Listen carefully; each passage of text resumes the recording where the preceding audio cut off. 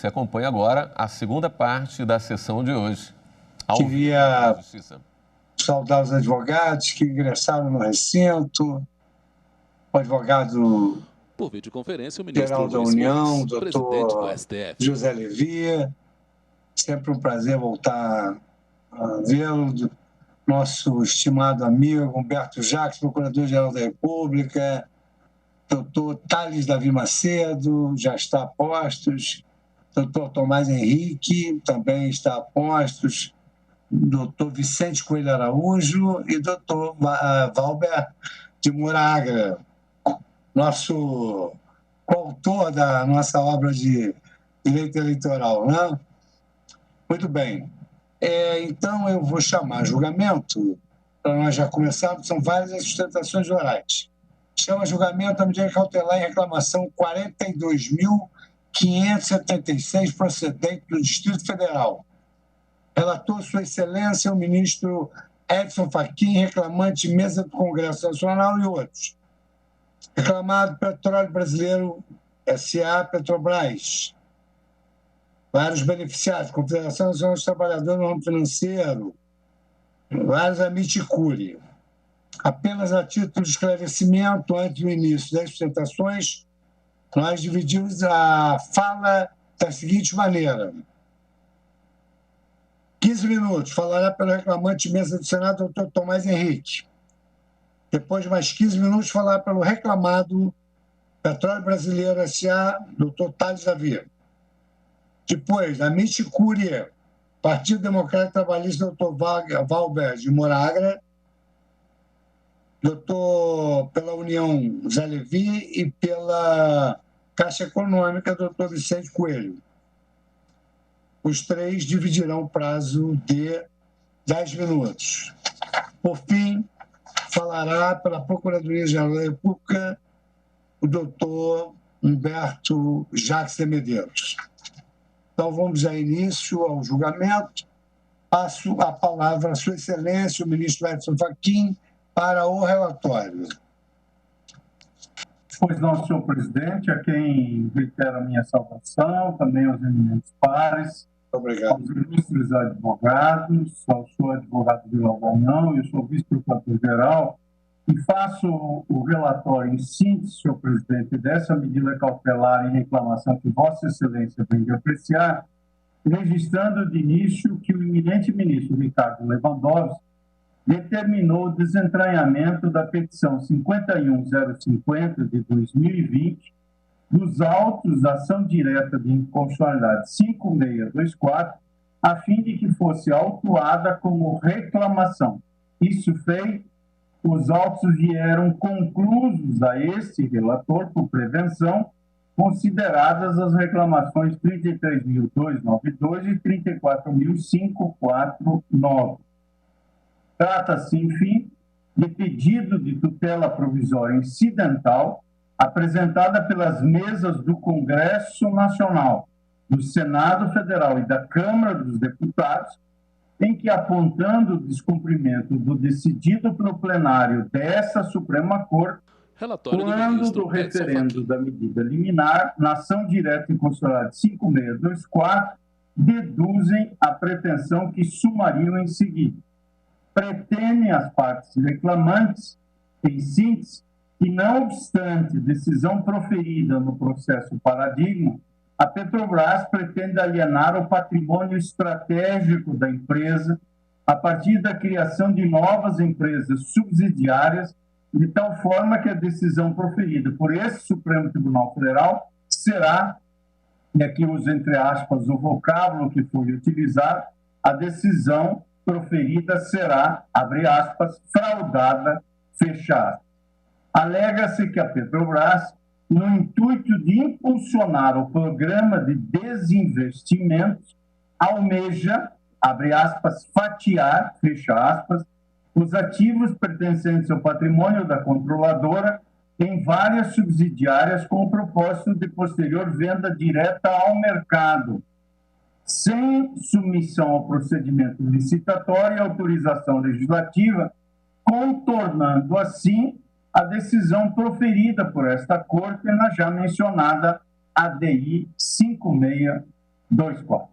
Aduz ainda a pretensão das partes autoras a necessidade de proteção judicial cautelar com a finalidade de resguardar a autoridade da Constituição, bem como os balizamentos tomados na decisão deste plenário em 6 de junho de 2019, e assim requerem, abre aspas, nova e imediata prestação da tutela jurisdicional cautelar pelo Supremo Tribunal Federal, com a integração do acordo que referendou a medida cautelar, a fim de expurgar a omissão ensejadora do desvio de finalidade acima apontado, de modo a explicitar-se que é inconstitucional a criação de subsidiárias sem autorização legal específica por meio de fatiamento da empresa matriz para ulterior alienação de ativos em mercado, fecho aspas, da reprodução literal que fiz do que consta da pretensão inicial. Informa-se ainda que a iminência da retomada da alienação de ativos da refinaria Landulfo Alves e da refinaria do Paraná, Repar, atos a reclamarem a prestação de nova tutela jurisdicional cautelar desta Corte para impedir a burla e manobras em relação à decisão paradigma. Ao final, requerem seja explicitado o que, abro aspas, a criação artificial de subsidiárias, isto é, a constituição de novas subsidiárias a partir de desmembramentos da empresa matriz, quando se cuidar de um processo não orientado por novas oportunidades de negócio, mas sim pelo interesse na alienação de ativos, configura desvio de finalidade, sendo prática proibida e inconstitucional ante a possibilidade de conduzir a privatizações brancas em burla ao controle democrático do Congresso Nacional, fecha aspas. Ainda à guisa da síntese do relato, registro então que a Advocacia Geral da União apresentou manifestação pelo indeferimento do pedido. O senhor ministro-presidente, no recesso das atividades desta Corte, determinou a intimação dos requeridos e do interessado para se manifestar. A Federação Nacional das Associações do Pessoal da Caixa Econômica Federal e a Confederação Nacional dos Trabalhadores do Ramo Financeiro, CONTRAF, CUT, pugnaram pela pertinência do pedido formulado. As mesas do Congresso Nacional e do Senado Federal se manifestaram repelindo a argumentação esposada pela AGU e reiteraram o pedido de concessão da medida de urgência. O PDT, Partido Democrático Trabalhista, requereu seu ingresso como amicus curiae na reclamação. Em 27 de agosto passado, a União requereu a juntada de acordo do Tribunal de Contas da União sobre o procedimento de desinvestimento da Petrobras, no processo que aqui especifico, cuja conclusão foi pela improcedência do pedido sobre possíveis irregularidades nos procedimentos de alienação dos ativos de refino da Petrobras. Nesse ponto, os reclamantes nos autos se manifestaram em seguida pela impossibilidade do TCU substituir-se ao juízo político que compete ao Poder Legislativo e que o acórdão em causa, acórdão 1952 de 2020 do TCU, na realidade reforça o argumento de que, abro aspas, as subsidiárias não se prestam a desenvolver um segmento específico da estatal, como é a finalidade própria dessas entidades secundárias. Muito ao contrário, as novas subsidiárias são meios de facilitar a venda do patrimônio estatal, porque subtrai a decisão do crivo do Poder Legislativo, fecho aspas, e é o relatório, senhor presidente.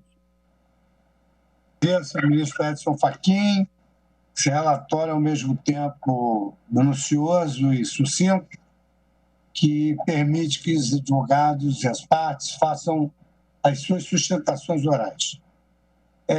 Convido para falar pelo reclamante, mesa do Senado Federal, pelo tempo regimental de 15 minutos, Dr. Tomás Henrique Goma de Azevedo, advogado-geral do Senado Federal. Vossa Excelência tem a palavra pelo tempo regimental de 15 minutos. Muito obrigado, presidente. Excelentíssimos senhores ministros do Supremo Tribunal Federal, excelentíssimo senhor relator, ministro Edson Fachin, é uma grande honra poder dirigir minha corte. Essa reclamação visa a garantir a autoridade do decidido quando do julgamento da medida cautelar na ADI 5624, que tem efeito vinculante em relação a toda a administração pública. Em abril do ano passado, a Petrobras emitiu um comunicado ao mercado anunciando que criaria subsidiárias com o fim específico de alienar parte da capacidade de refino no país, aproximadamente metade. Ocorre que a autorização para a constituição de subsidiárias da Lei 9478, artigo 64, não é genérica, mas limitada ao, abre aspas, ao estrito cumprimento de atividades do objeto social que integrem a indústria do petróleo, fecha aspas. E certamente não permite constituição de subsidiária para o exato oposto, que é não explorar, não refinar, etc. Que, na verdade, é o que se pretende, o fatiamento da empresa-mãe para alienação da capacidade de refino fora da autorização legislativa. A alienação societária referida envolve não apenas aspectos de ordem financeira, também os postos no artigo 173 da Constituição Federal, razões de segurança nacional ou relevante interesse coletivo necessariamente presentes na intervenção do Estado no domínio econômico. São interesses, ministros, que demandam apreciação pelo Congresso Nacional das alienações de metade do parque de refino da Petrobras. Pois bem, em junho do ano passado, o STF decidiu no julgamento da medida cautelar na ADI 5624 que a autorização legislativa é obrigatória na alienação da empresa-mãe, mas não na das subsidiárias. E houve discussão sobre a vedação ao desvio de finalidade em eventual criação de subsidiária com o fim de fatiar a empresa-mãe. Os ministros Lewandowski, Alexandre de Moraes e Rosa Weber, salvo engano, mencionaram que tal desvio de finalidade não seria admissível. E é exatamente essa circunvenção, a apreciação do Congresso Nacional, que se visa impedir com a presente reclamação. O acórdão do TCU, mencionado pelo ministro relator, Edson Fachin, ele, na verdade, ele dá aval a aspectos técnicos do fatiamento mencionado, mas não aborda, não deveria abordar a submissão, perdão, não aborda a constitucionalidade da submissão do fatiamento da empresa-mãe à apreciação do Congresso Nacional. E tampouco é atribuição daquela Corte de Contas essa apreciação. É dizer, o TCU não foi chamado a opinar sobre razões de relevante interesse nacional necessariamente presentes na intervenção do Estado no domínio econômico, tarefa que cabe ao Congresso Nacional. E vale ressaltar que não há uma rejeição de plano às alienações pretendidas, mas uma busca da preservação da deliberação democrática pelo Congresso Nacional. O que a presente reclamação visa preservar não é a casca formal do decidido pelo Supremo, mas a essência, os valores que emanam dessa decisão, a norma abstrata que dela se extrai para garantir o controle democrático desse desinvestimento, uma vez verificado o desvio de finalidade. Em síntese, excelências, eu não vou usar todo o tempo, a questão é relativamente simples e é isso que eu havia proposto a expor. Muito obrigado. Estamos com problemas na transmissão da sessão plenária. Nós vamos para um rápido intervalo. Assim que conseguirmos normalizar, voltamos a transmitir a sessão plenária do Supremo Tribunal Federal.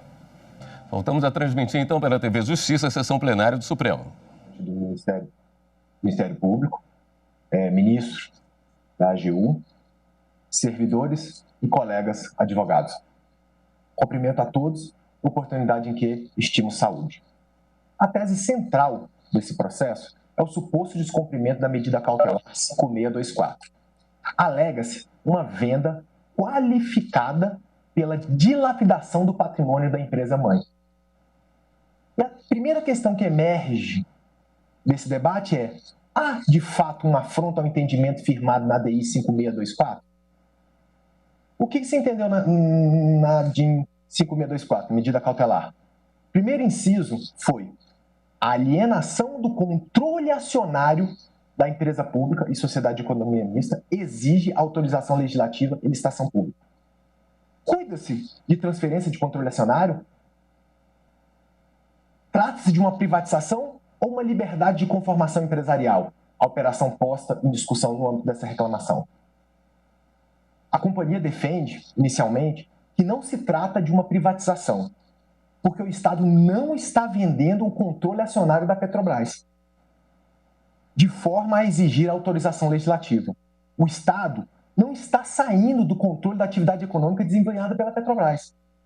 A operação em questão faz parte de uma estratégia empresarial que tem por finalidade reorganizar o portfólio de investimentos por meio de operações de compra e venda de ativos imobilizados.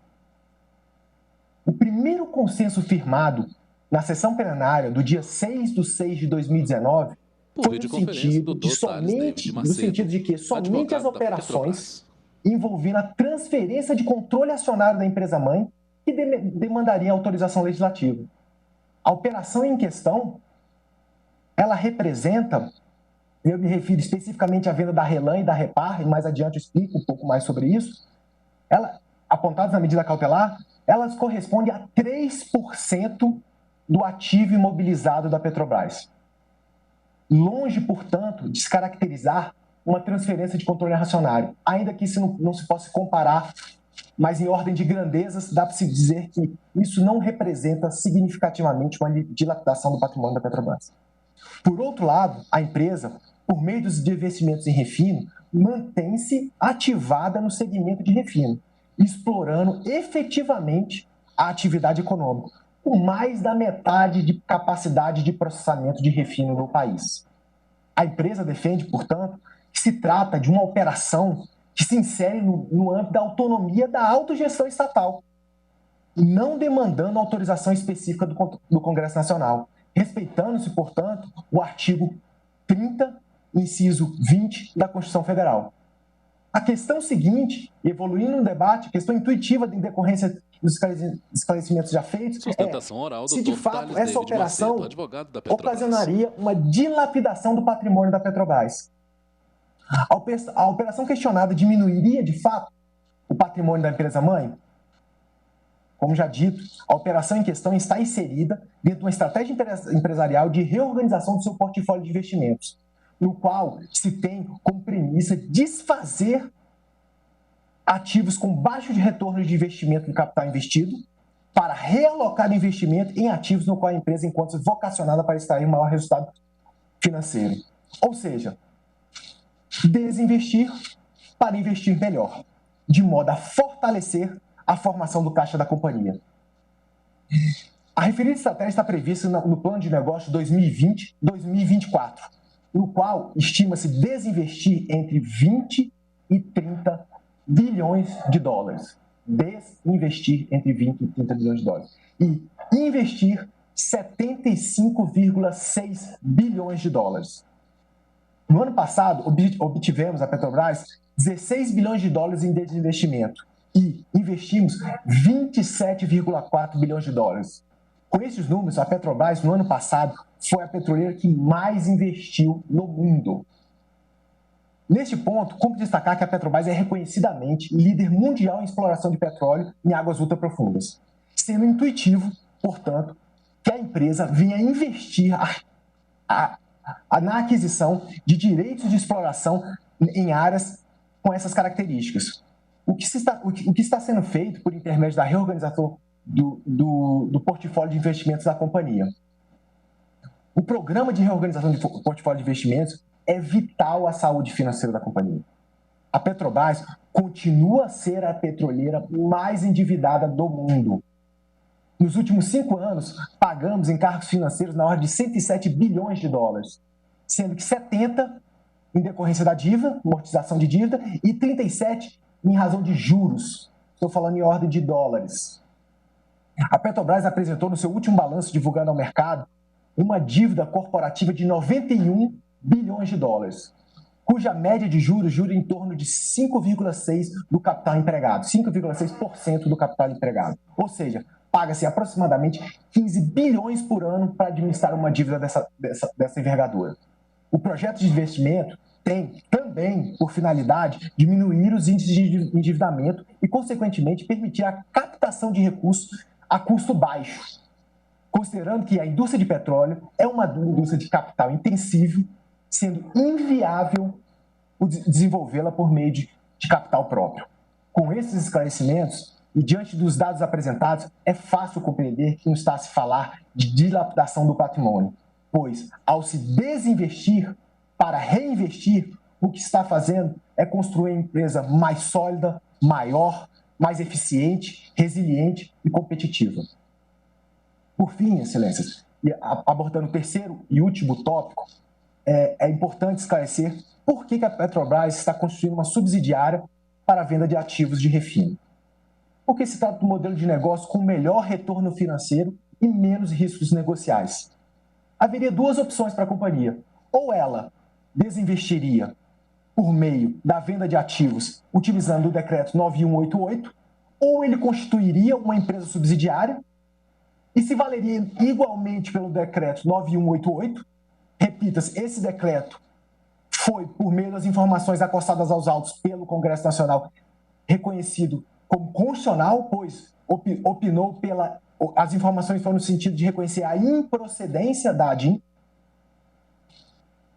Então, a companhia teria esses dois caminhos a trilhar: venda do ativo de forma direta, utilizando o decreto, ou venda através de uma constituição não subsidiária e da interpretação do inciso do item 2 da ADIM 5624. A transferência da planta industrial e pronta para operar pelo comprador é uma forma mais rentável de transferir um ativo em questão, um ativo de refino. No modelo de venda, na qual se constitui a pessoa jurídica apartada, permite uma transição segura da atividade, sem risco de desabastecimento, permitindo uma melhor precisão na precificação do ativo, bem como a transferência do pool de contratos, licenças, autorizações de órgãos ambientais e agências reguladoras. Há a possibilidade ainda de uma subrrogação dos créditos tributários estaduais e municipais, que no caso específico alavanca o negócio. Estima-se que as plantas industriais de refino postas à venda soma-se cerca de 800 milhões de reais em créditos tributários. Isso certamente tem impacto na venda do ativo. Por outro lado, esse modelo de negócio atende às exigências do CAD no TCC firmado entre Petrobras e CAD, pelo qual a companhia obrigou-se a transferir para a iniciativa privada 8 refinarias, que corresponderiam a 47% da capacidade de refino do país. E nesse momento, abro um breve parênteses para esclarecer um pouco do cenário do mercado de refino no país. Desde a quebra do monopólio, diferentemente da área de exploração e produção, o refino foi substancialmente conduzido pela Petrobras. A Petrobras foi praticamente a única empresa do mercado a investir nesse segmento. Diferentemente do EIP, o que se vê hoje, 12% da produção nacional já é EIP, exploração e produção, já é ocupado por empresas que entraram em regime de concorrência com a Petrobras. E estima-se que até 2030, 46% da produção nacional vai ser em regime de concorrência. Então, para igualar o nível do refino, para que o refino siga no mesmo nível, na mesma toada, há uma necessidade de abertura do mercado. E me parece que essa foi a análise do CAD. A Petrobras não precisa ficar com o ônus de ser a única investidora do segmento no país. Há uma necessidade de fato de concorrência e atração de novos investimentos. O CNPE, Conselho Nacional de Política Energética, no mesmo sentido, editou a resolução número 9, dando as diretrizes no sentido de que a Petrobras deveria, de fato, também vender as 8 refinarias anunciadas. Essas operações de desinvestimento são realizadas por meio de procedimentos competitivos, revisados e avalizados pelo TCU, definidos pelo decreto 9188, cuja constitucionalidade, repito mais uma vez, foi defendida em informações prestadas nesses autos pelo Congresso Nacional. Importante destacar que os ativos de refino desde 2017 já foram incluídos na carteira de desinvestimentos da Petrobras, com adequação em 2018 e principalmente em 2019 para atender o TCC firmado com o CAD. No caso específico da RLAM, cumpre destacar a divulgação do teaser, oportunidade de venda, que se deu ano passado e foi objeto de impugnação na reclamação 33292 de relatoria do ministro Fachin. A reclamação essa arquivada após o julgamento da DI 5624. O teaser de divulgação de oportunidade de venda foi enviado a 144 empresas. 91 investidores estratégicos demonstraram interesse no negócio. O processo vinha evoluindo em ampla competitividade e acompanhado em tempo real pelo TCU. Como é possível verificar, trata-se de um processo complexo e estruturado para um negócio de alta complexidade, como a venda de uma refinaria de uma planta industrial dessa natureza. Dito isso, cumpre destacar que idêntico questionamento apresentado nesta reclamação foi apresentado ao TCU, que, em acordo unânime, julgou improcedente a representação, não identificando irregularidades até o presente momento, esclarecendo, por fim, que continua a acompanhar a evolução do procedimento de venda das refinarias. Para cada refinaria, há um TC específico para acompanhar o processo de venda, com acompanhamento em tempo real. Com essas razões, excelências, e já partindo para o encerramento, a companhia gostaria de destacar 3 conclusões. A operação em questão não demanda autorização do Congresso Nacional, por não se tratar de uma transferência do controle acionário da empresa-mãe. As operações da RELAM e REPAR em questão correspondem a 3% dos ativos mobilizados de refino. E se expandirmos para alcançar as 8 empresas, as 8 refinarias, teríamos aí 7,5% do ativo imobilizado da companhia. Longe, portanto, em ordem de grandeza, de caracterizar uma transferência de controle acionário. Autores, mesa do Congresso Nacional, segunda conclusão que a companhia gostaria de destacar é que os investimentos não estão dilapidando o patrimônio da Petrobras, pois o retorno financeiro decorrente da venda está sendo reinvestido, tornando a empresa maior, mais forte, mais resiliente e operando aquilo que ela é, uma líder mundial. São os campos de águas profundas. No caso da venda da refinaria, e entrando para a terceira conclusão e última, excelências, no caso das refinarias, o modelo de construção de subsidiárias é a forma que mais agrega valor ao ativo, sendo o meio mais eficiente para atender o compromisso firmado com as agências reguladoras e órgãos de política energética, bem como atender aos princípios da eficiência e economicidade e preservar o patrimônio público. Com essas razões, excelências, a companhia entende que estão ausentes, portanto, os requisitos autorizadores da medida cautelar, eis que existe plausibilidade jurídica para o direito vindicado, bem como o perigo de demora. O que há, sim, é o perigo do dano inverso.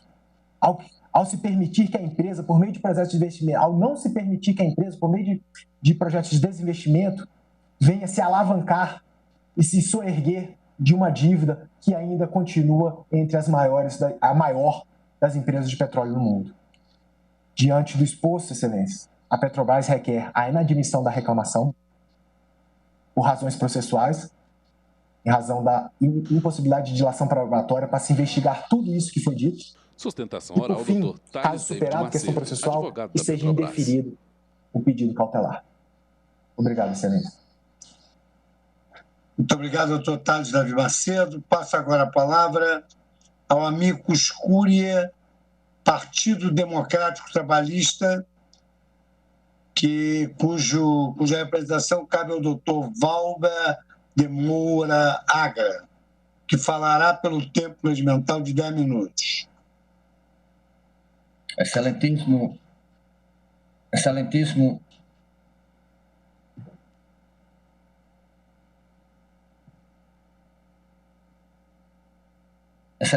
senhor presidente dessa egrégia corte, ministro Fux, que saudando, aproveito para saudar a todos os ministros, aos demais advogados, ao membro do Ministério Público, aos servidores, a todos e a todas que nos assistem.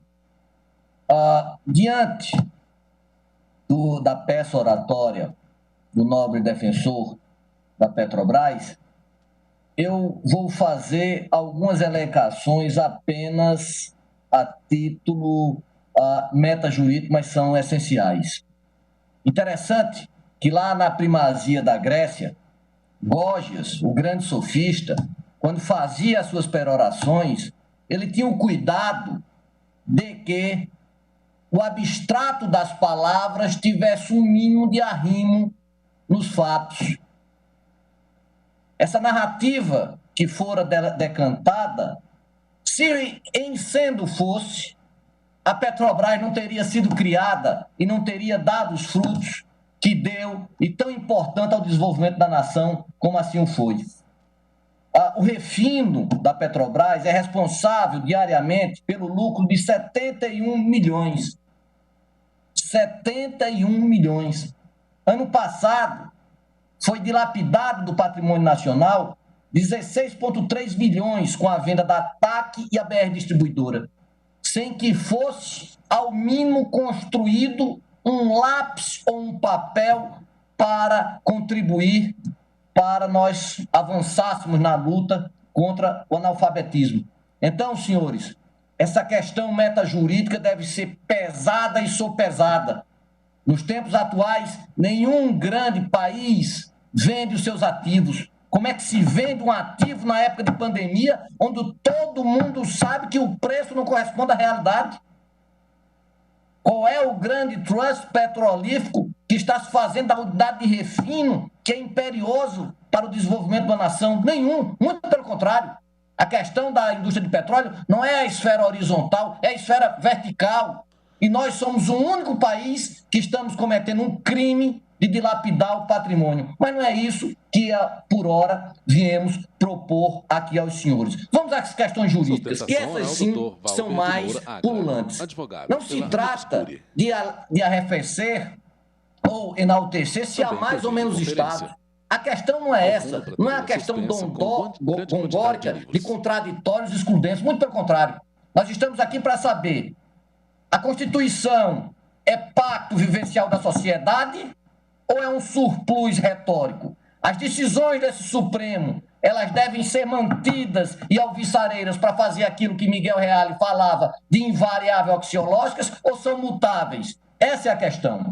Houve uma decisão na ADIM 5624, cujo objeto é a reclamação 42576, que diz bem claro: em altissonante, há menos de 2 anos, onde não se havia novo normal, onde não se havia nada que mudasse, pontos fora da curva, e deixou bem claro: a empresa matriz precisa de autorização parlamentar e de licitação. As empresas subsidiárias não. E quando é que eu crio uma empresa subsidiária? Quando há necessidade de desvencilhar um novo ramo, de produzir novos espaços, de evoluir a atividade econômica. Esse é o incidente factual para se criar uma empresa subsidiária. Todo mundo sabe disso. Esses enleios econômicos, e interessante que o Lawyer Economics brasileiro é interessante que é volitivo. Não se usa nada de conjectura, do consequencialismo, não. Eu quero fazer porque é a salvação. E nesse discurso de salvação nós temos décadas e décadas perdidas. Então, diz bem claro a Constituição que para se criar uma empresa pública precisa de lei específica, mas para se vender também. O artigo 173 diz que a atividade estatal, no sentido estrito, só pode ser feita para imperativo de segurança nacional ou relevante interesse coletivo. Veja, o que é o petróleo, a commodity mais essencial para o desenvolvimento de todas as nações. Veja o cuidado que a China e os Estados Unidos travam disso.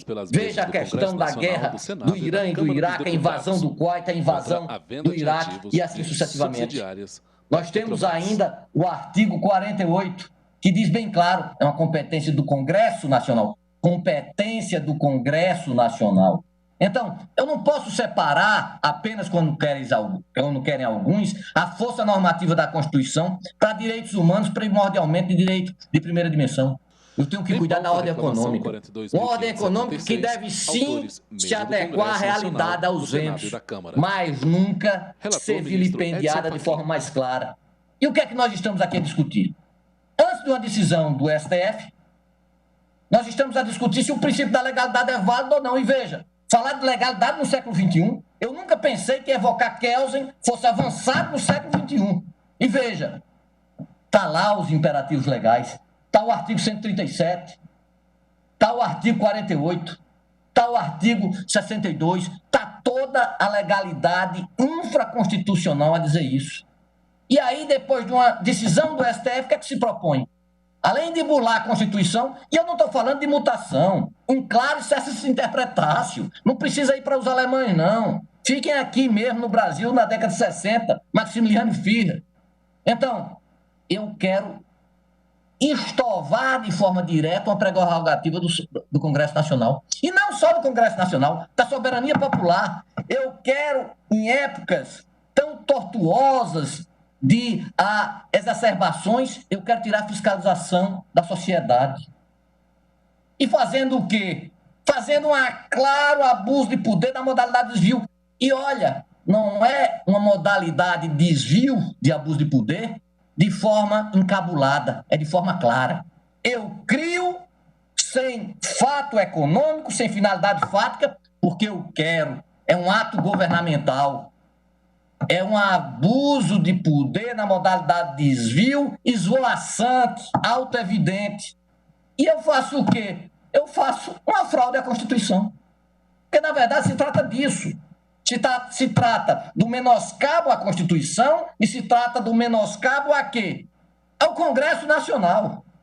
Ao Congresso Nacional que vem aqui tentar manter as suas prerrogativas, que são prerrogativas claras do século XVIII. E veja, os mananciais teóricos utilizados não é Law and Economics, é mananciais teóricos do século XVIII.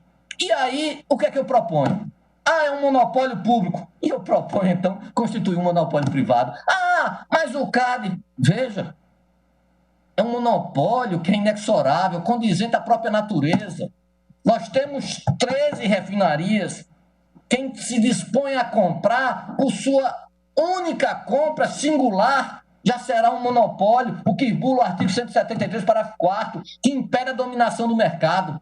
Nós vamos sair do monopólio público, quando esse dinheiro vai para o erário público, empresas lucrativas, e não se trata de dizer público e privado, a estatal e privado, nada disso. O estatal que não atenda às finalidades deve ser sim privatizado, mas não o que é essencial, a soberania nacional. E aí eu chego à grande questão. Eu vou pegar a supralegalidade da Constituição, fortalecer os precedentes, os jurídicos, o sistema, ou eu vou deixar que evaneios de lex mercatória vai entronizar como chave do pacto vivencial? E uma questão ainda maior. O que está aqui não é só defender a Constituição, não é só defender um modelo econômico que permitiu que o Brasil, de 1930 até 1980, tivesse uma das mais altas taxas de crescimento do mundo. Não é corar de vergonha o Washington Peluso, um dos pais do direito econômico brasileiro. É dizer o seguinte: uma decisão do STF deve ser mantida quando o fato normativo é igual. O que o STF disse, ele vai ratificar, ou os enleios do mercado vão turvar esse entendimento? Porque não se quer aqui, senhores ministros, com cessa permissa vênia, de uma convalidação normativa como falar Aftalion, não. Se trata de um tangenciamento do jurisdicção desse próprio Pretório Excelso, de uma decisão que não teria nem sentido de ser, e veja-se. Menoscaba-se a autoridade dessa corte quando há menos de um ano tenta-se estovar, fraudar esta decisão. Naquela célebre conflito entre Kelsen e Carl Schmitt, dizia-se: quem será o guardião da Constituição? Mas quem será o guardião das decisões do STF se o STF flexibiliza suas próprias decisões? Com vista nesse primado, com vista nessa corte, nas tradições históricas dessa corte, é que se pugna para que a reclamação 425756, seguindo as tradições republicanas em defesa do nosso patrimônio nacional, seja mantido. Muito obrigado a todos e a todas. Muito obrigado, doutor Valber de Moura Agra. Passo a palavra agora, que falará pela amigo escuro da União, o ministro José Levi Melo do Amaral Júnior. Excelentíssimo senhor presidente, ministro Luiz Fux, excelentíssimas senhoras ministras Carmen Lúcia e Rosa Weber, excelentíssimos senhores ministros, a todos cumprimento na pessoa do excelentíssimo senhor relator, ministro Edson Fachin, excelentíssimo senhor vice-procurador-geral da República, excelentíssimas senhoras advogadas, advogados, ilustríssima doutora Carmen Lilian, secretária da sessão. Reclamação tem duas hipóteses. Aqui estamos a discutir a segunda, garantia da autoridade da decisão do Egrégio Supremo Tribunal Federal. Teria havido algum descumprimento de decisão? Afirmo desde logo. No caso vertente, não há nenhum descumprimento. E isso por dois motivos rigorosamente objetivos. Primeiro, o que se tem no caso guarda absoluta sintonia com os votos majoritários que embasam o acórdão apontado como descumprido. E segundo, o que se tem no caso é cumprimento de um termo de compromisso de cessação de prática firmado perante o CAD, Conselho Administrativo de Defesa Econômica. Aliás, termo esse que não é mencionado na inicial e não foi mencionado numa sustentação oral que abriu as discussões. Passo a uma primeira parte da minha exposição. No caso, importa avaliar se teria havido descumprimento do quanto decidido na ação direta 5624, relator Sua Excelência o ministro Ricardo Lewandowski, cuja medida cautelar, monocraticamente deferida, foi parcialmente referendada em 6 de junho de 2019. Na ação direta paradigma, ficou definida a distinção entre desestatizar e desinvestir. Uma coisa é alienar a própria estatal, ou seja, a empresa-mãe. Outra coisa, bastante diversa, é quando as estatais, na autonomia empresarial e negocial que possuem, podem e devem criar, extinguir ou alienar subsidiárias, segundo a conveniência da realização dos respectivos objetos sociais e respectivas estratégias empresariais. O ponto que importa ao caso vertente, o ponto que importa a reclamação e julgamento, consta do item 2 da ementa do acórdão. A transferência do controle de subsidiárias e controladas não exige a anuência do Poder Legislativo e poderá ser operacionalizada sem processo de licitação pública. As mesas do Congresso e do Senado argumentam que a alienação das refinarias Lindolfo Alves e Refinaria do Paraná, Repar, estariam as alienações supostamente contornando os limites do acórdão, porque estariam sendo afetadas as competências do Congresso, no caso, prévia autorização legislativa. Vale registrar que, em face de esclarecimentos da União, a mesa da Câmara dos Deputados não aderiu à impugnação. Não aderiu. No acórdão, lavrado nos autos da DIN 5624, prevaleceu pelo voto médio o entendimento do ministro Alexandre de Moraes. De Sua Excelência, permita-me a leitura. O Poder Executivo, com base nessa mesma autorização legislativa, a do artigo 64, aquela genérica, pode entender que a dinâmica empresarial do mercado foi alterada e que novas subsidiárias precisam ser criadas, assim como pode entender que há a necessidade de alienações societárias com ou sem perda de controle acionário. Aqui está o voto que serviu como paradigma do chamado voto médio. Insisto eu, essa compreensão de coisas está devidamente sintetizada na própria parte dispositiva do julgado, que leio. A exigência de autorização legislativa não se aplica à alienação do controle de suas subsidiárias e controladas. Aqui está claríssimo. Seguiram integralmente a divergência aberta pelo ministro Alexandre de Moraes, os ministros Luiz Roberto Barroso, Luiz Fux e Celso de Mello. No ponto, também acompanharam a divergência as ministras Carmen Lúcia, Rosa Weber, bem assim os ministros Gilmar Mendes e Dias Toffoli. Sua Excelência, a ministra Carmen Lúcia, foi bastante direta, objetiva e didática como de praxe. Permitam-me a leitura de Sua Excelência. Se o Poder Executivo não estava obrigado a valer-se da autorização, não vejo por que ele não possa atuar posteriormente em uma outra conjuntura, no sentido de ser possível se afastar e desinvestir nessa área. Digo eu, é dever de lealdade anotar que Sua Excelência, a ministra Carmen Lúcia, fez várias ressalvas próprias e naturais ao juízo cautelar proferido no momento do julgamento. Também Sua Excelência, a ministra Rosa Weber, anotou com muita propriedade, permito-me a leitura, vale dizer que não se exige, data vênia, na minha compreensão, lei específica para cada caso de criação ou extinção de subsidiária, desde que haja autorização legislativa genérica, ressalvada sempre a hipótese de eventual patologia no fatiamento de estatais a caracterizar intolerável desvio de finalidade. Digo eu, no caso vertente, é precisamente a alienação que estará a evitar patologias decorrentes da concentração de mercado, como bem decorre do termo de compromisso de cessação de prática firmado perante o CAD e por influxo da atividade profilática do CAD. No mesmo sentido foi o voto de Sua Excelência o ministro Gilmar Mendes, que também leio. A necessidade de autorização legislativa específica é desnecessária para a alienação de ações de entidades subsidiárias, mesmo havendo controle acionário, perda de controle acionário. Por fim, importa destacar o voto de Sua Excelência o ministro Dias Toffoli, que também leio. Para a subsidiária, entendo que a lei não é necessária, desde que haja autorização para criá-la. Está resolvido aqui também. Passo ao meu segundo ponto na sustentação. O que a petição inicial da presente reclamação não conta é que o procedimento da Petrobras, no caso, é decorrência direta do termo de compromisso de cessação de prática firmado perante o CAD, cujo objeto é, leio, propiciar condições concorrenciais, incentivando a entrada de novos agentes econômicos no mercado.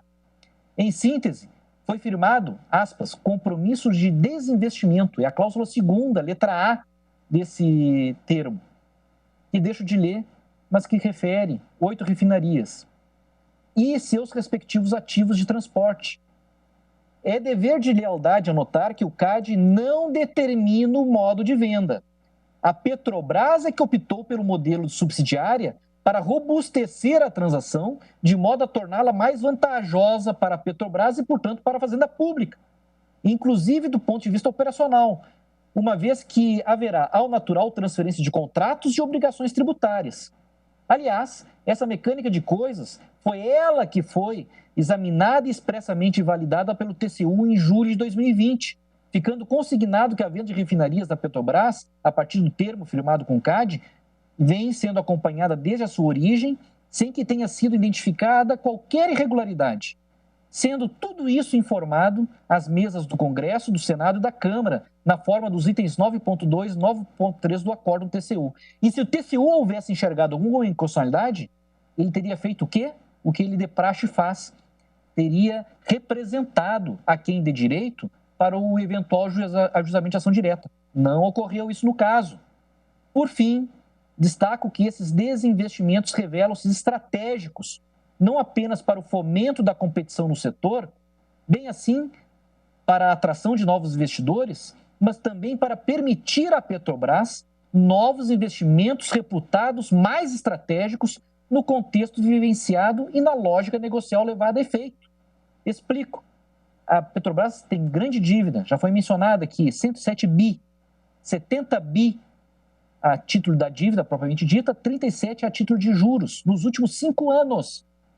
No ano passado, a Petrobras desinvestiu 16 bi, graças ao Supremo Tribunal Federal, que autorizou a operação da TAG. Em 2019, graças a isso, a Petrobras fez outros 27 bi de investimentos. Graças a esses investimentos, a Petrobras pôde arrematar o campo de Búzios, do pré-sal. E graças a isso, ela teve produtividade e exportações recordes, mesmo em meio à pandemia.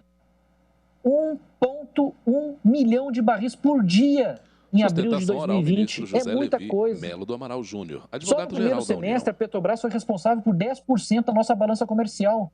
É a empresa que mais paga royalties, é a empresa que mais recolhe tributos. Enfim, é preciso abrir o setor de refino, porque a Petrobras detém 98% do setor. Daí o termo firmado perante o CAD. Só assim será possível a competição e, claro, novos e maiores investimentos de outros atores. O termo de compromisso com o CAD implica a venda de 8 refinarias, metade das que a Petrobras possui, mantendo as mais rentáveis, sem desfavorecer quaisquer regiões do país, aí incluído o Nordeste, que é exemplo do programa de revitalização da atividade de exploração e produção de petróleo e gás natural em áreas terrestres, o REAT, o que vem permitindo novos investimentos muito relevantes. Por fim, excelências, reclamação pretende reabrir o mérito do quanto decidido na ação direta 5624. Não há nenhum descumprimento do quanto decidido na ação direta.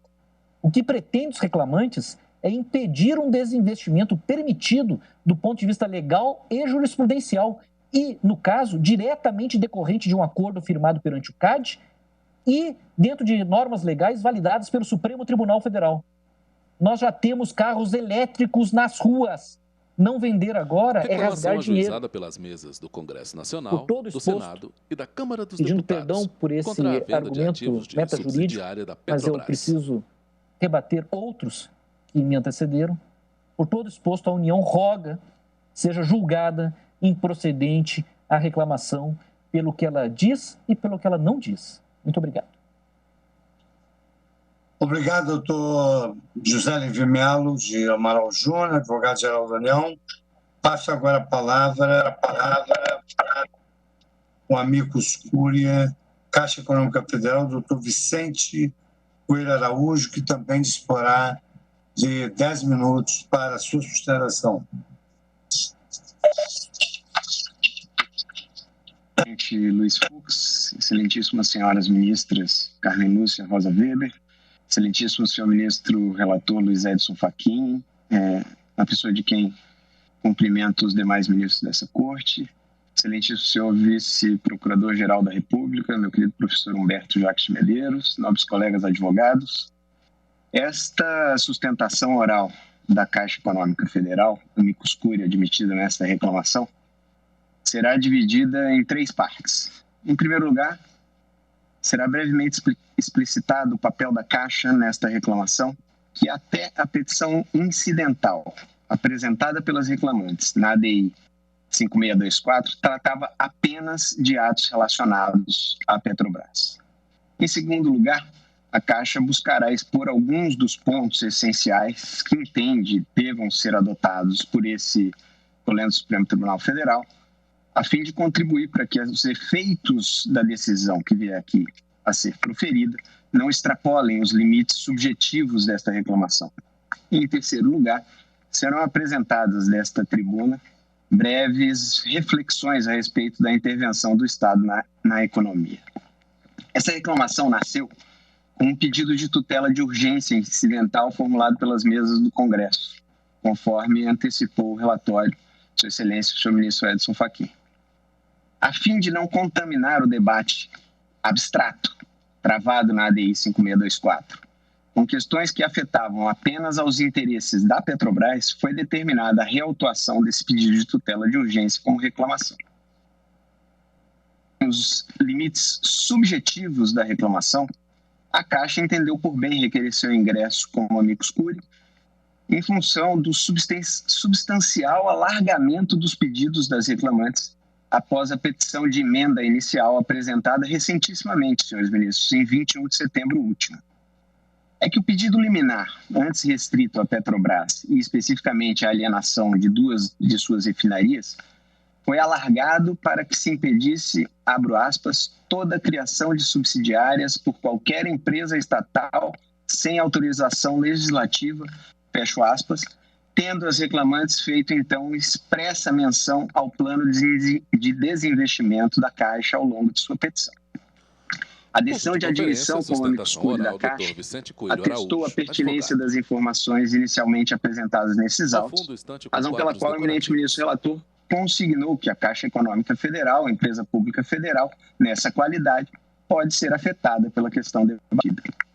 É nesse contexto, e também diante da preocupação com a abrangência que vem sendo pretendida pelas reclamantes quanto ao objeto desta reclamação, que a Caixa entendeu pela conveniência de buscar fornecer subsídios a essa Corte para que, ao fim, a decisão proferida nessa reclamação e neste exame de pedido liminar especialmente, não reverbere indevidamente sobre outras estatais que possuem realidades diversas e para que se garanta a segurança jurídica nas operações perfeitamente subsumidas à decisão plenária tomada na ADI 5624. A decisão liminar proferida pelo Egrégio Supremo Tribunal Federal neste momento de exame de pedido liminar em sede de reclamação, senhor presidente, não pode incidir sobre todo e qualquer desinvestimento de toda e qualquer empresa pública ou sociedade de economia mista.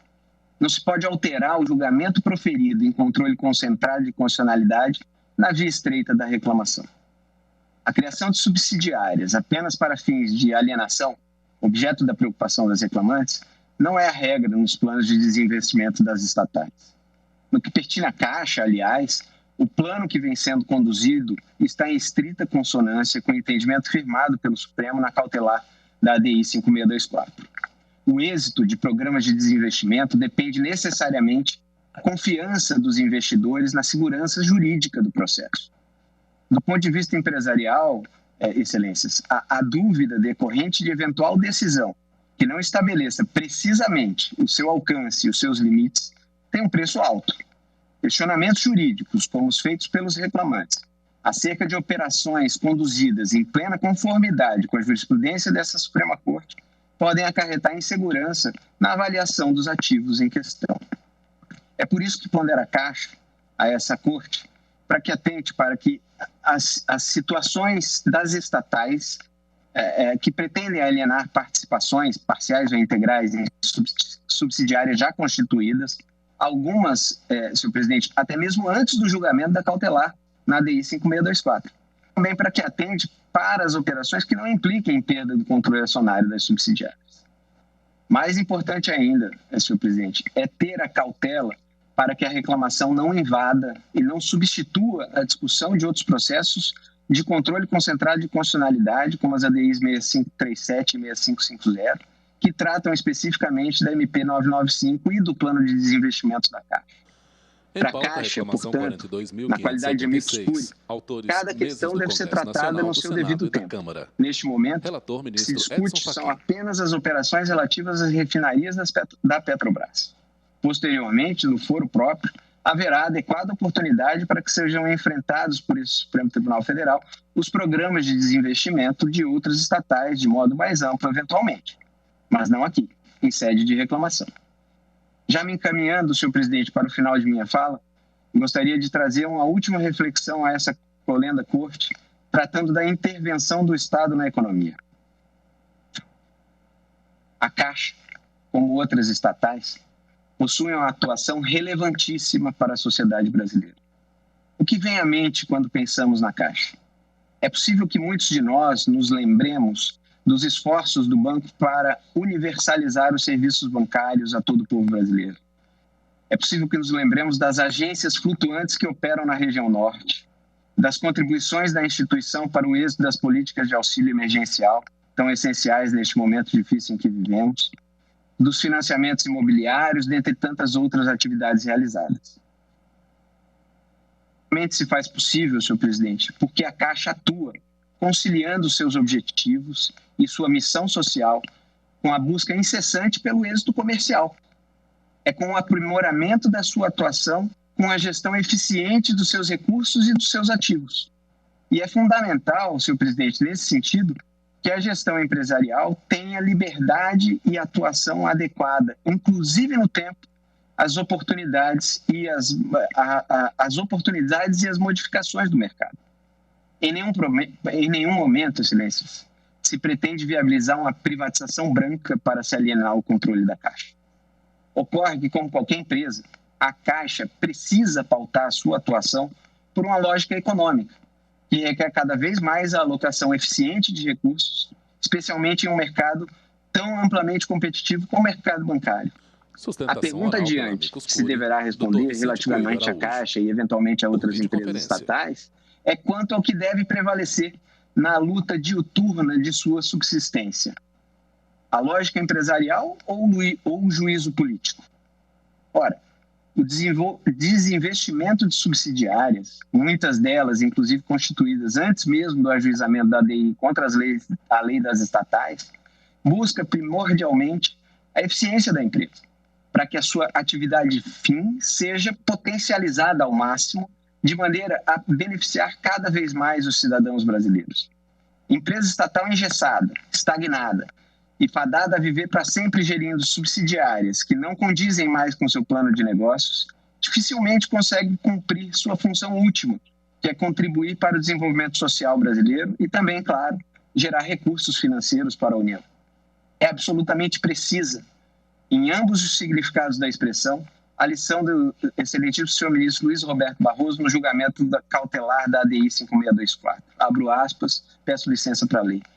Imaginem o custo de transação que haveria se a cada operação relevante de venda de ações de uma subsidiária de uma empresa estatal precisasse ser obtida do Congresso Nacional uma autorização legislativa. Fecho aspas, foi o que disse o ministro Roberto Barroso. Concluo agora evocando o trecho do voto do excelentíssimo senhor ministro presidente Luiz Fux, também proferido no julgamento da liminar na ADI 5624, abro aspas. Se o próprio Constituinte não realizou uma escolha categórica a respeito da intervenção do Estado na economia, mas apenas estabeleceu balizas norteadoras desse proceder, não cabe ao Poder Judiciário encampar visão juricêntrica quanto ao tema, sobrepujando-se aos entendimentos exarados pelo Poder Legislativo, ao editar lei cuja constitucionalidade se discute, e pelo Poder Executivo, que estabelece metas e prioridades na sua atuação empresária à luz de critérios políticos e econômicos. Em suma, excelências, pondera a Caixa que a cautela aqui se mostra absolutamente necessária. As palavras escolhidas para compor o acórdão, ao fim e ao cabo, na hipótese de não esclarecerem suficientemente os limites e as circunstâncias do caso concreto, poderão mudar radicalmente o entendimento proferido na ADI 5624 e até mesmo impedir o fortalecimento da função social de empresas como a Caixa, trazendo insegurança jurídica para programas de desinvestimento já em curso e que estão em absoluta conformidade com os parâmetros delineados por esse Supremo Tribunal Federal. São essas, senhor presidente, senhoras e senhores ministros, as considerações que a Amicus Curiae Caixa traz à discussão desses egressos Supremo Tribunal Federal nesta tarde. Agradeço muito a atenção de vossas excelências, me desculpando pelo pequeno estouro do tempo. Muito obrigado. Muito obrigado, doutor Vicente Araújo. Passo agora a palavra final para Sua Excelência, o Procurador-Geral da República, doutor Humberto Jacques de Medeiros, que disporá do tempo regimental de 15 minutos. Muito boa tarde a todos. Senhores ministros, senhoras ministras, senhor presidente, senhores relatores, senhores advogados, senhor advogado-geral da União. O caso tem suas peculiaridades e muito já foi dito na tarde de hoje, inclusive com economia de tempo. Deverei me inspirar nos bons argumentos já traçados e na racionalidade do uso do tempo daqueles que me antecederam. Por videoconferência, falando por último, deveria trazer à Corte apenas alguns argumentos que talvez não tenham sido ventilados no processo, nas sustentações, para qualificar o julgamento. Em primeiro lugar, nós estamos aqui a discutir em sede de aceitando a ideia da reclamação em cautelar de controle concentrado, ou seja, aceitando o efeito vinculante também nas medidas cautelares. Isso é uma questão de ordem técnica importante para deixar assentado neste caso. Em segundo lugar, nós temos uma tarefa delicada, porque se trata de julgamento de reclamação a partir de um julgamento em que o tribunal chegou a uma solução por intermédio de voto médio. O voto médio é uma habilidade de engenharia constitucional e da jurisdição constitucional, mas nos coloca em situações de dificuldade quando a reclamação que vem à Corte é justamente a partir da extensão de um voto médio e nos coloca na tentação, como alguns advogados sustentaram, a tentação de retomarmos o julgamento anterior. igualmente, é importante destacar outra peculiaridade do caso, é que quem reclama são as mesas do Poder Legislativo, que possuem poder esse que possui capacidade de modificar o quadro completamente por intermédio do exercício das suas competências. Então, é peculiar que uma solução já ditada pela Corte Constitucional, é verdade que por um voto médio, mas já ditada pela Corte Constitucional, seja agitada a sua potencial revisão em sede de reclamação por quem tem muito mais capacidade de mudar o quadro por intermédio do exercício de seus próprios poderes, que no caso é o Legislativo. Igualmente, o Ministério Público gostaria de destacar que quando estamos a examinar uma reclamação como essa, e tem sido muito frequente na jurisdição constitucional desta Corte, especialmente em tempos de comunicação rápida e de multitudinária de fontes, por vezes a Corte Constitucional, em controle concentrado, tem sido chamada a se pronunciar sobre situações muito hipotéticas, muito mais do que reais.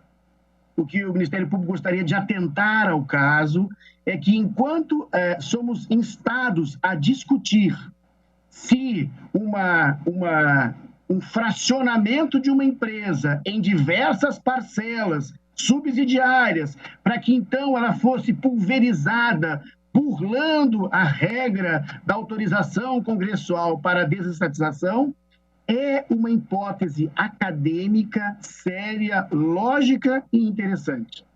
Mas entende o Ministério Público que não é isso que nós temos no caso. Não é o caso, ao ver do Ministério Público, de discutirmos se a adoção de um expediente diversionista que pudesse burlar a decisão pelo fracionamento da empresa em várias menores subsidiárias seria uma afronta à decisão do Supremo. A pergunta é ótima e tentadora, mas o que o Ministério Público indaga temos isso efetivamente acontecendo no caso concreto? Essa reclamação provoca um aprofundamento da decisão anterior, como se estivéssemos ainda exercitando e completando aquele acórdão anterior? Ou a reclamação é apenas para dizer um dos atores reclamados está afrontando aquilo que a Corte Constitucional disse? Então, entende o Ministério Público que a hipótese veiculada na reclamação não está efetivamente acontecendo e, por mais que ela seja tentadora a que essa Corte se pronuncie, se esse tipo de prática acontecesse, violaria ou não violaria a decisão do Tribunal Constitucional, o que temos, em verdade, é algo distinto dessa figura. É apenas uma empresa vendendo duas subsidiárias com uma pequena parcela de capital, aparentemente no estrito cumprimento do que já decidido pela Corte Constitucional. Então, a hipótese ventilada e discutida nos autos é uma hipótese atrativa e acadêmica, mas entende o Ministério Público que o que se discute numa reclamação é se o comportamento da alienação, do desinvestimento em duas refinarias, obedecendo, se portando exatamente como uma empresa privada, como determina a Constituição, obedecendo a uma diretriz de concorrência do CAD, se seguir isso é afrontar aquilo que a Corte disse sobre subsidiárias e desinvestimento. A figura da repartição de uma estatal em várias pequenas subsidiárias para, assim, burlar a decisão do Supremo é uma excelente pergunta. Mas ela, para ser formulada, precisa estar demonstrada neste caso. Se o Supremo pudesse dar essa resposta, seria extremamente pedagógico e geraria segurança, talvez, para os programas de desinvestimento. Mas não cabe nesse espaço estreito da reclamação essa complementação daquele julgado para uma desobediência que não se deu. ao ver do Ministério Público, o sistema, a empresa estatal. O que está acontecendo aqui é a estrita obediência ao artigo 173, inciso 2 da Constituição, que manda e determina que as empresas estatais de atividade econômica se sujeitem a regime jurídico igual ao das empresas privadas. É isto. E se uma grande empresa pode desinvestir, também pode a Petrobras desinvestir nos moldes com que o voto médio dessa corte já sinalizou. Entende o Ministério Público que o caso tem requintes atrativos para uma discussão profunda e de complementação da doutrina que emerge daquele voto médio, daquela decisão, mas que devemos, essa posição do Ministério Público, nos ater exatamente aos rigores da processualística e do processo objetivo. Aquilo de que se reclama não possui a densidade que se imagina, e por mais que essa tese que apareceria na reclamação seja atrativa para um julgamento objetivo, na reclamação temos a observar dados concretos da realidade. E nos dados concretos da realidade posta, temos apenas um desinvestimento de pequena monta no tamanho do capital da empresa, obedecendo a ditames de direito concorrencial. O quadro é a toda evidência de submissão de uma grande empresa estatal que concorre num mercado altamente competitivo internacional, esta empresa, se portando tal qual uma empresa privada típica, como determina a Constituição, se procedendo a desinvestimento nos termos da nossa autarquia que protege a lei da concorrência. Esse é o marco fático sobre o qual deve a Corte se debruçar, não avançando, ao ver do Ministério Público, sobre uma revisita do acórdão dito por reclamado, nem uma complementação desse acórdão acerca de se esse tribunal consentiria ou não consentiria com o expediente de fatiamento para chegar-se a um resultado protegido ou não protegido. Por fim, já caminho para o meu final, a ideia inteligente e cativante e sedutora do desvio de finalidade na prática desses atos pressupõe uma grande pergunta antecedente. Quando esta Corte versou sobre subsidiárias, não atribuiu finalidade, não colocou o elemento finalidade na alienação de subsidiárias. Se a finalidade não se encontra naquela autorização, não há como se buscar um desvio de finalidade na autorização que isto não compunha. Atendo-me, então, exclusivamente à natureza concreta da reclamação em sede de controle abstrato, entende o Ministério Público que a hipótese é de não conhecimento da reclamação e a manutenção das coisas tal qual postas e em acontecimento no mundo dos fatos, no mundo da concorrência e no funcionamento da empresa estatal subjúdice. Muito obrigado. Queria agradecer ao doutor Humberto Jacques com a sua precisão inglesa, terminando a sustentação exatamente no momento em que se finda o horário regimental da sessão, agradecendo que, nada obstante, foi muito preciso nas suas afirmações. Comunico aos eminentes pares que, em razão do horário, nós ouviremos amanhã o voto do ministro Edson Fachin e, ato contínuo, votaremos sobre o tema. Agradecendo a presença de todos, da imprensa, dos servidores, dos advogados e todos os colaboradores, peço vênia para declarar encerrada a sessão.